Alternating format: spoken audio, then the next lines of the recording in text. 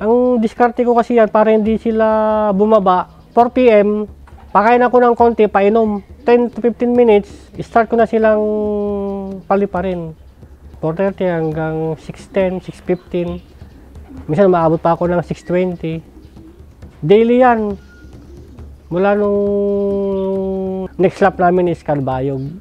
Sa BC, hindi ko na naagawang mag-toss. Talagang post play lang ako nag-focus.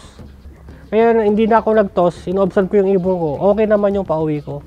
First lap namin, yung 26 na entry ko, umuwi lahat. Isa yung cut off.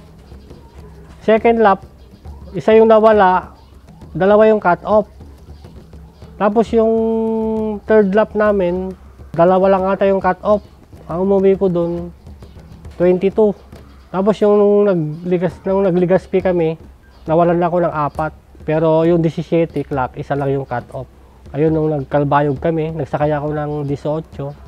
8 lang yung pauwi ko, 7 yung clock. Pero yung 7 na yun live, isa lang yung cut off dun. Ay, nung nagtakloban na kami, medyo masaya akong nag-aabang kasi marami akong aabangan eh. Awa naman ng Diyos, may lumusot tayong dalawa, isa clock, isa cut off. Pero yung isang clock, nag-uwi naman sa atin ng karangalan.